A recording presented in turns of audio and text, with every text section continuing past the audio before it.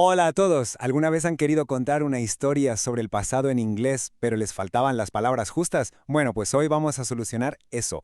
Nos vamos a meter de lleno en la unidad 1, My Day Yesterday, para aprender cómo describir la personalidad de alguien y, súper importante, a usar el verbo ser o estar en pasado. ¡Vamos a ello! Para ir abriendo boca, pensemos en esto. ¿Cómo podríamos describir en inglés a figuras como Marie Curie, Leonardo da Vinci o Martin Luther King? Pues claro, para poder contar sus historias y lo que hicieron, necesitamos las herramientas adecuadas, las palabras y la gramática correctas. Y eso es, precisamente, lo que vamos a ver hoy. Vale, esta es nuestra hoja de ruta. Primero veremos por qué es tan útil esto de describir a personas en pasado. Después aprenderemos 8 adjetivos clave, muy útiles. Luego nos metemos con la gramática del verbo to be. Juntaremos todo para formar frases y al final un pequeño resumen y algo de práctica para que se quede todo bien claro. Muy bien, pues empezamos por el principio. ¿Por qué es tan importante saber hablar del pasado? Pues porque básicamente nos permite contar historias, entender de dónde venimos y sobre todo describir cómo eran esas personas que marcaron la diferencia. Es sin duda una habilidad fundamental para comunicarnos mejor. Y ahora vamos con el vocabulario. Para poder decir cómo es o cómo era una persona, necesitamos adjetivos, ¿no?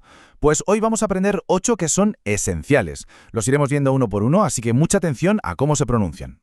Empezamos con brave. Se pronuncia brave. Significa valiente. Vamos, alguien que no tiene miedo de enfrentarse al peligro. Se dice brave. El siguiente es creative. La pronunciación es creative. Esto se refiere a una persona que tiene muchísima imaginación, que es buena creando cosas nuevas, ya sabes, como un artista o un inventor. Creative.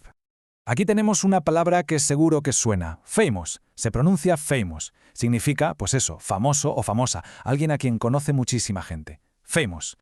Pasamos a generous. Escuchen bien. Generous.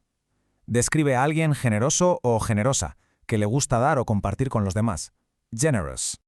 Ojo, que este es un adjetivo compuesto. Hardworking. Hardworking. Describe a una persona muy trabajadora, que le pone mucho esfuerzo y dedicación a lo que hace. Hardworking. Ahora tenemos influential. Influential. Se usa para hablar de alguien que tiene una gran influencia, un gran impacto en otras personas o en lo que pasa, o sea, influyente. Influential. Continuamos con successful. Successful. Significa exitoso o exitosa. Alguien que ha logrado sus objetivos, que le ha ido bien en la vida. Successful. Y el último adjetivo de nuestra lista de hoy es talented. Talented. Se refiere a alguien con un talento natural para algo, ¿no? Como para la música, el arte, el deporte. Alguien talentoso o talentosa. Talented. Perfecto. Ahora que ya tenemos el vocabulario, necesitamos la estructura, la gramática para poder usarlo en pasado. Y aquí es donde entra en juego el famosísimo verbo to be, nuestro ser o estar.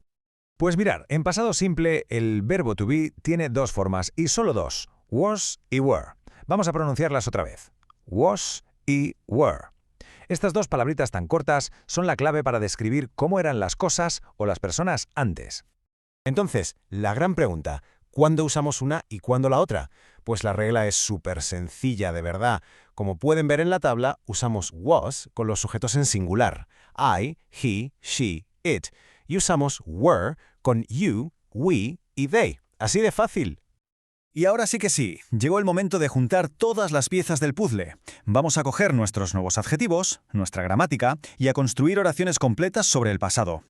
La estructura para una frase afirmativa es muy directa. Primero, el sujeto, o sea, de quién hablamos. Segundo, la forma correcta del verbo was o were. Y tercero, el complemento, que en este caso va a ser uno de los adjetivos que acabamos de aprender. A ver, vamos con un ejemplo.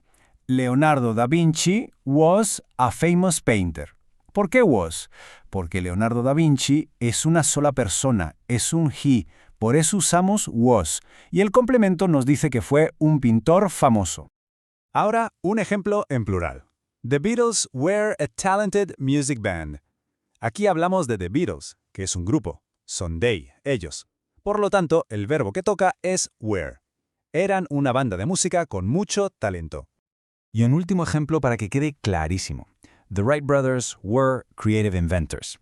De nuevo, the Wright brothers, los hermanos Wright, son 2 personas, son they, así que usamos were. Y el adjetivo nos dice que fueron unos inventores muy creativos. Muy bien, hemos visto un montón de cosas. Así que ahora, para que no se nos olvide nada, vamos a hacer un resumen rápido y una pequeña práctica. Es la mejor forma de que todo esto se nos quede grabado. Venga, un pequeño desafío. En pantalla ven 4 piezas de un puzzle. ¿Cómo las pondrían en el orden correcto para formar la frase? Les doy un segundo para que lo piensen. Ahí está, claro que sí. The Wright brothers were creative inventors. Sujeto, verbo y complemento. Perfecto. Si lo han acertado, es que ya controlan la estructura. Entonces, para resumir todo lo de hoy, quédense con 2 cosas fundamentales. Por un lado, los 8 adjetivos de personalidad que hemos aprendido, y por otro, la regla de oro de la gramática, was para el singular y were para el plural y para you. Con esto, de verdad, ya tienen una base muy sólida para empezar a contar historias. Y para terminar, les dejo con una pregunta para que reflexionen. Con estas nuevas herramientas que tenemos ahora, ¿qué personaje histórico creen que merecería ser descrito? Se puede pensar en alguien a quien admiren e intentar formar 1 o 2 frases. Es la mejor manera de empezar a usar todo lo que hemos aprendido. Nos vemos en la próxima.